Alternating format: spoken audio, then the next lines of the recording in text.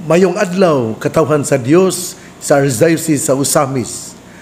Akong timbaya sa mga mag-uuma o mga mananagat. Ako pong timbaya sa mga pari sa Archdiocese sa Usamis o sa mga pari sa Diocese o Pagadian.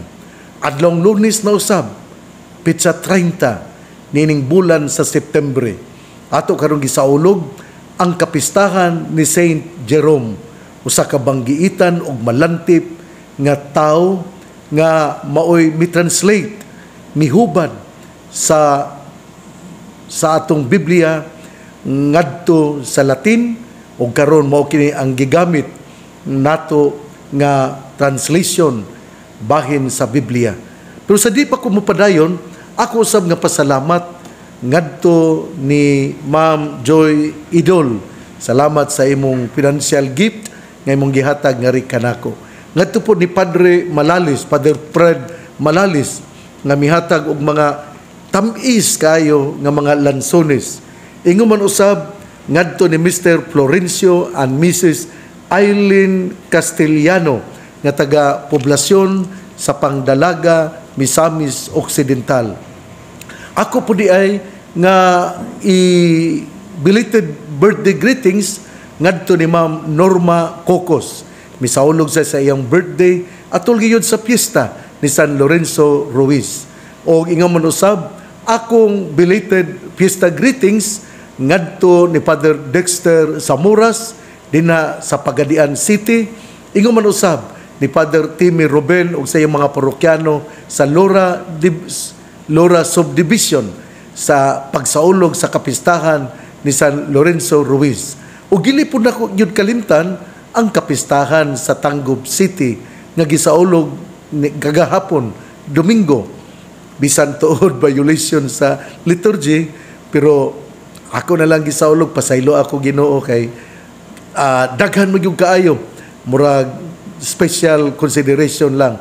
Nya human sa piyesta, busa akong pasalamat ngadto ni Father Ernest Kulanag, ni Father Romel Rodinas, ug sa atong Mayor Ben Kanama. Sa dili pa ni kumupadayon, ako ding congratulations ngadto ni Governor Henry S. Waminal sa ato sab nga Vice Governor Weng Gutierrez, ingon man usab sa atong duha ka Congressman Jason Almonte ug ni Congressman Sancho Fernando Ando Waminal. Kay lagi ni ari man gyud ang presidente aron gi-inaugurate ang Panguil Bay Bridge. O gani nitong Domingo miadto gyud ko ug ako yung gisulayan mga 5 minutos sa kundagan sa gilang na may daghan po nag-traffic. Mo na nga salamat kayo sa Panguil Bay Bridge. Ug didto ako sa Gaisano ug mitilaw kami sa kining shake dito sa Gaisano. Uban ako si Mr. Manuel Ronquillo, Mr. Louie Rodinas, o si Father Emmanuel Pudyutan ang ako nga mga kauban. Niadto kagahapon, Domingo, nga miadto kami sa Gaisano, tubod. Ang ato karon nga ebanghelyo nining adlaw Lunes, pitsa 30, piyesta ni Saint Jerome o sa kapare og doktor sa simbahan. Ang atong ebanghelyo, atong kutloon sumala sa ebanghelyo ni San Lucas. Unya naglali sa mga tinun-an kung kinsa ang labing dako kanila. Nahibalo si Jesus sa ilang giuna-kuna, busa mikuha siya og bata, gipatindog niya sa iyang kiliran ug mingon kanila, ang mudawat nining bata sa akong ngalan, mudawat kanako, ug ang mudawat kanako, mudawat usab kaniya nga nagpadala kanako. Kay ang labing ubos kaninyong tanan mao ang labing dako.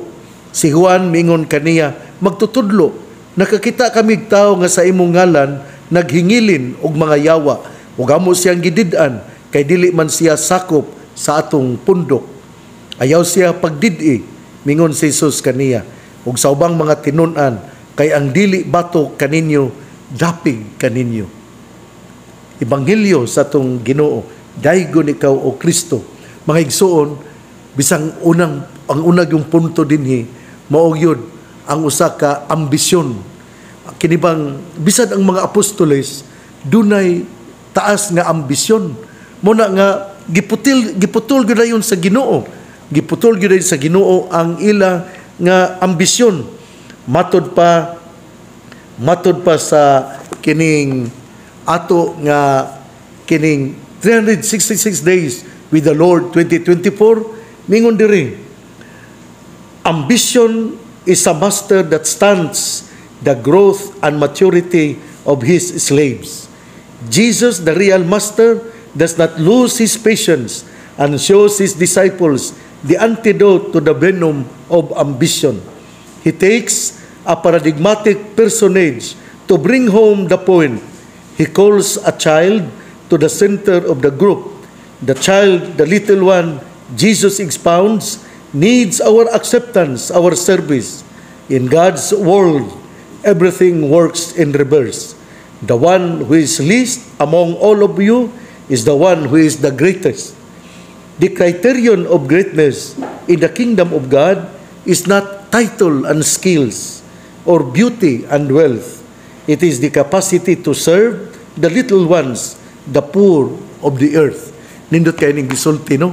Nga dili di ay ang ato di ay nga pagkabantugan o pagkadungganan, dili di ay ang atong titulo.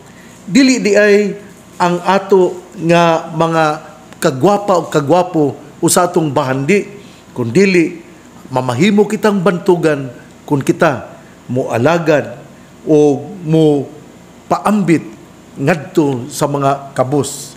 Nindot kayo nino kay kining maumang gyud ni ang timaan sa usa ka kinaiya sa taong bantugan, andam nga mo alagad, andam nga mo paambit. Pero mubalik ta sa ebanghelyo, si Jesus, ang mga tinun-an niya galalis kung kinsa ang labing dako. Mao gyud no, bisan gali ang mga apostoles, doon na yung mga ambisyon o busa ang atong Ginoo mikuha ko sa kabata aron iyang ipakita kung unsa di ay ang pagkabantugan. Hinumdumi ha, kining usa kini ka revolutionary action on the part of the Lord. Tungod kay ang mga bata ug ang mga babay wala may tingog dinha sa tong komunidad. Pero dinhi sa tong ebanghelyo karon, ang bata gihatagan og dako nga papel, ang bata gihatagan og dako nga dungog sa atong Ginoo. Usbon ko ha, kay ang mga bata ug ang mga babay gitratar sa patriarchal society nga usa ka butang, nga usa ka walay tingog sa komunidad, walay balor sa komunidad, wala sila'y mga value. Pero karon gikuha ni Jesus ang usa ka bata ug iyang gipatindog sa iyang kiliran ug siya miingon, ang mudawat nining bata sa ako ngalan mudawat kanako. Ato laging hinumduman nga kaniadto lagi walay tingog ang kabataan, walay tingog ang mga kababayan. Ang mga bata murag ana lang sa suok, ang mga bata ana lang sa daplin. Mao bitaw na atong kinaraan sa una nga kun ang bata gali magsaba-saba bunalan gyud dayon, pero karon lain naman ang dagan. Kinahanglan nga ato lang sultian, ato lang maymayan. Pero ang punto gyud dinhi mao nga si Jesus mihimo og usa ka revolutionary act. Revolutionary in a sense nga dili kini kasagaran, tungod kay ang iyang gihimo nga ehemplo, ang iyang gihimo nga usa ka example sa usa ka tawo nga bantugan, mao man ang bata ug nahibulong tingali kaayo ang mga disipulo. Ug unya mipadayon siya sa pag-ingon, kinahanglan nga ang mudawat niining bata nagpasabot nga kamo midawat usab kanako, mudawat usab kaniya nga nagpadala kanako. Kay ang labing ubos kaninyong tanan mao ang labing dako. Mao nino nindot jud kaayo nga kinibang ang criterion lagi, the criterion to greatness, ang sumbanan, ang timbangan sa pagkabantugan, mao lagi ang pagpang-alagad. Mao man bitaw nga atong hinumduman nga si Hesus mihugas sa tiil sa iyang mga apostoles niadtong Huwebes Santo ug iyang giingnan kinsa kadtong mo mangandoy nga mamahimong dako kinahanglan nga moalagad kay aron iyang gipakita nga dina sa pagpangalagad kita mamahimong bantugan. Busa ako yun nga pasalamat sa ato nga mga political leaders nga adunay gugma sa pagpangalagad.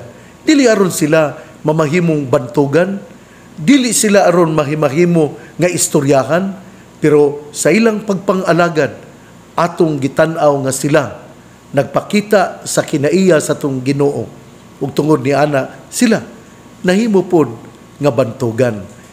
Ang ikaduhang punto dinhi, mao nga dunagyoy kining pundok, laing pundok nga dili ba ang kunon nato ba nga kita ragyoy kining maayo nga pundok, dili ba nato ang kunon nga exclusive ang atong pagka maayo. Dinhi sa ebanghelyo ingon magtutudlo nakakita kami tao nga sa imong ngalan naghingilin og mga yawa ug amo siyang gidid-an kay dili man siya sakop sa tong pundok. Apan si Jesus miingon ayaw kay ang dili bato kaninyo dapig kaninyo. Kini gapakita nga ang mga pundok di ay wa na magpasabot nga kita ray maayo, nga kita ray naghupot sa mga katingalahan nga pagpangalagad. Duna di ay lain pong pundok nga nag-alagad pod. Mao na nga dili gyud nato kana bitawng moingon bitaw gyud ta nga kita ray maayo, kita ray nindot, dili oy. Kanang atong tagaan gyud og panahon ang uban nga mga tao nga mugimaw, mugilak tungod kay sila mialagad usab. Hinaot nga kining ato nga pamalandong karon una nga ang mga apostoles doon na day dakong ambisyon pod pero gikoreksyonan sila sa tong Ginoo o giingnan tan-awa kining bata kung gusto kamo nga mamahimong dako kinahanglan mudawat kamo nining bata kay ang mudawat nining bata midawat usab kanako ug sa nagpadala kanako ang pagkabantugan dili dinha sa imong bahandi, dili dinha sa imong pagkagwapo-gwapa, dili dinha sa imong unsay naa nimo, kundi ang tinuod nga pagkabantog, ang tinuod nga gahom anaa sa tao nga mualagad. O yung kaduhang punto mao nga dili nato sumpuon ang mga pundok nga gahimo usab og mga maayong buhat. Ang atong Ginoo mi koreksyon gyudayon sa mga apostoles nga mingingon among gidid-an ang tao nga nagingilin og yawa kay dili man sila sakop sa atong pundok. Og si Jesus mingon ayaw kay ang dili bato kaninyo dapig kaninyo. Inautunta nga nining adlawng Lunes piyesta ni San Jeronimo, Saint Jerome, kita mahinumdom nga dinha di ay sa pagpangalagad kita mahimong bantugan. Ug mausab kini ang kinabuhi ni Saint Jerome. Atong hinumduman nga si Saint Jerome usa ka translator sa Biblia nga natawo dito sa Dalmacia sa tuig 340. Nahimo siyang Katoliko sa edad nga 18. Unya tuon siya sa grammar under pagan tutors and was particularly fond of the great orator Cicero. In 374, in the heat of a fever, doon na nasakit si Jeronimo, si Jerome. O niyadtong tuig 374, o sa iyang pagkasakit, nagdamgo siya. O sa iyang damgo, na iyang daw nakita sa Last Judgment, nga siya gipangutana sa tong Ginoo o gipangutana siya nga kinsa ka man o mitubag siya nga usa siya ka Kristiyanos apan ang Ginoo miingon you are a liar, you are a Ciceronian, meaning nga siya usa ka disipulo ni Cicero, ang banggiitan nga orador o banggiitan nga magsusulat o usa ka banggiitan nga philosopher. Ningon daya ang atong Ginoo sa yang damgo, for where your treasure is, there is your heart. Si Saint Jerome gusto manggod nga mamahimo pod nga orador.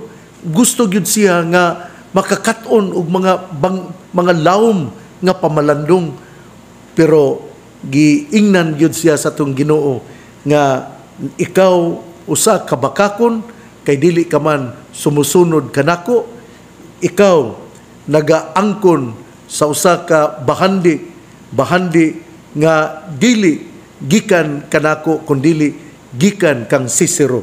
Ug thereafter he devoted his life to the service of Christ. After spending few years as a hermit in Syrian desert, he was ordained priest and was called to Rome as a secretary of Pope Damasus. To temper his brutal character and to calm his lust, he resolved to learn Hebrew and to study the Bible. In 385, he retired to a cave of Bethlehem and began the translation of the Bible into Latin. The Vulgata, or popular edition, took him 40 years of passionate work. Matay no, 40 ka tuig si Saint Jerome nga mi-translate sa Biblia. Unya, niingon siya nga the ignorance of Scripture is ignorance of Christ. In 410, Rome was sacked by the barbarians and many refugees fled as far as Bethlehem. Jerome put aside his studies and began helping them, saying, "Today, we must translate the words of the Scriptures into deeds." He died in 420, worn out with penance and hard work. Atong makita dinhi nga si Saint Jerome mipuyo sa kalibutan sa edad nga 80, 40 ka tuig niini iyang gigugol aron sa pag-translate sa Biblia from Hebrew to Latin. Unya ato yung hinumduman ang famous nga spulong ni Saint Jerome, din mao ang komentary sa iyang komentaryo sa sulat sa libro na Isaiah nga mingon, the ignorance of Scriptures is ignorance of Christ. Unya doon na pagyulain nga gihimo nga gipumulong si Saint Jerome. Sa tuig 410, ang Roma giatake sa mga barbarians o ang uban nga mga Romanhon midagan dito sa Bethlehem, din atuwa usab si Saint Jerome. O si Saint Jerome mihunong sa pag-translate sa Biblia, ug matud pa niya mingon siya, "Today we must translate the words of the Scriptures into deeds." Kana bitawng kinahanglan gyud nga bitawng atong puhaton ang gisulat sa Biblia ngadto sa atong mga aksyon. Kana bitawng atong gihimo ang pulong pinaagi sa atong pagbuhat unsay unod sa ato nga gibasa. Mao kini ang gisulti ni Saint Jerome. Ug namatay siya sa tuig 420 sa edad nga 80. Usbon ko ang makapatandog yun nako nga nahimo ni Saint Jerome mao gyud ang pag-translate sa Biblia gikan ngadto sa Hebrew ngadto sa Latin, ug iya kining gihimo sulod sa 40 ka tuig. Ug tungod niini siya giila gayud nga usa ka balaan, tungod kay gani mingon man siya, ignorance of Scriptures is ignorance of Christ. Ug mingon usab siya, unsay gipamulong sa Biblia kinahanglan ngato kining buhaton. Akong dasig usab sa mga nagbasa sa Biblia nga unta inyong puy-an ug inyong yung buhaton unsay inyong nakatunan diha sa Biblia. Kita makadungog man ta pirmi sa mensahe labi na gyud kanang paghimo og mga dautan kining pagpangabit, pagsugal, pag-inom, pero murag walay epekto. O ginaot nga ikaw namati nako karon, inaot nga mag-usab ikaw sa imong kinaiya. Ngadto usab sa mga batan-on nga babadlungon kaayo. Hinaot nga ikaw mamati na sa imong mga ginikanan. Igsuon, ang mayong balita nga mong pulong ni Hesus, ang ngayang pamation, pamalandungan, ug paningkamutan nga mapuy-an. Bulahan ang tao nga namati sa pulong sa Ginoo, sama siya sa kahoy nga gitanom, daplin sa usa ka sapa, kansang dahon dili gayud malaya. Tempo sa timbunga, siya mamunga. Igsuon, ugma na usab atong balikan ang ebanghelyo ha. Una nga ang mga apostoles dunay ambisyon ug diha-diha gikoreksyonan sa tong Ginoo. Ang pagkoreksyon niya mikuha siyang bata tungod kay niadtong panahon na ang bata wala may tingog sa komunidad. Ug iyang gipakita nga ang tinuod nga pagkabantog anaa sa tao nga mapaubsanon. Ug busa siya miingon, ang mudawat nining bataa sa akong ngalan mudawat kanako. Ugunya ang atong Ginoo mipadayon sa pag-ingon nga kinahanglan yun nga dili nato santaon ang mga tao nga gahimo og maayong buhat. Hinaot nga kini mao ang atong hinumduman nining adlawng Lunes. Ingon man usab si Saint Jerome, ang kapistahan ato karon nga gisaulog nga siya mi-translate sa Biblia sulod sa 40 ka tuig. Ugunya namatay siya sa tuig 420 o siya adunay edad nga 80 anyos nga iyang gipuy-an ang kalibutan. Ako din pasalamat ngadto ni Marivic Raagas sa iyang pag-sponsor sa DYWS Talent nga mo pasundayag karong Oktubre 12 nga mao ang piyesta sa pangilin sa mga payag. Ako pong pasalamat po, dito siya gusto, pero ma'am, pasaylo ako laning ilitok. Akong pasalamat ni Ma'am Evangeline Neri Phillips sa Australia. Salamat kayo sa imong pagtabang sa mga gastuhan sa pangilin sa payag. Ako pong pasalamat ni Ma'am Joy Idol, ngadto usab ni Father Fred Malalis, ngadto usab ni Mr. Florencio and Mrs. Eileen Castellano, ug ingon man usab akong pasalamat sa kaparian sa St. John Denery nga niadtong Pitsa 28 gihimo ang panagtapok aron mamalandong sa kining pamalandong sa about the Jubilee sa tuig 2025 sanglit ang tuig 2024 mao man ang gideklarar nga tuig sa pangamuyo pag-ampo mao nga duna kitay mga pamalandong aron mulawon pagayon ang pagtuo sa tong katawhan. Dunay 282 nga mitambong sa mao nga kalihukan niadtong Pitsa 28 September o ang ato nga mga speakers. Salamat kaayo. Akong pasalamat ni Father Jason Panagiton, ni Father Cody Sarinas, ni Father Elmo Melo o sa tanan. Kung wala na ko ma-mention ang inyong mga pangalan, sorry lang kaayo, pero pasalamat nako ni Monsignor Boy Naron Jr., pasalamat nako ni Father Joven Lustre, pasalamat po nako silang Dean nga mo si Father Diding Aguilar. Salamat sa tanang kaparian nga sakop sa St. John Denery. Ang pangaliha sa mahal nga Birhen Maria nga gisangpit sa mga misamisnon nga Birhen sa kuta, ang Ginoo magapanalangin kanatong tanan. Sa ngalan samahan sa Anak ug sa Espiritu Santo. Amen. Usbon ako ha, akong awhag sa muadto sa Panggil Bay Bridge nga mo latas gikan sa Tanggob ngadto sa Tubod. Ayaw intawon mo paghunong sa taliwala, kunya magpa-picture, mag-unsa pa din na, okay man, pero daghan kay inyong mga dautan nga gihimo, ang mga hugaw, kining mga mineral water, plastic, ug uban pa, inyo lang gipang ekstra. Nahugaw na ang atong Panggil Bay Bridge. Busa akong hangyo sa tingali mayo tingali nga dunay pulis nga ibutang ang ato nga probinsya aron dina sa kining dina sa Misamis Occidental dunay mga pulis og dito pod sa Lanao del Norte doon na po mga pulis og mo awhag sa mga travelers nga dili lang muhunong kay madugay kita nga mulatas sa mao nga taytayan.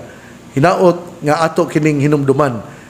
Padayon kita sa itong pag-ampo kay ang pag-ampo mo'y usa ka gasa sa Dios aron kita malig-on sa itong panaw nining kalibutana. God bless. Mabuhay tayong lahat.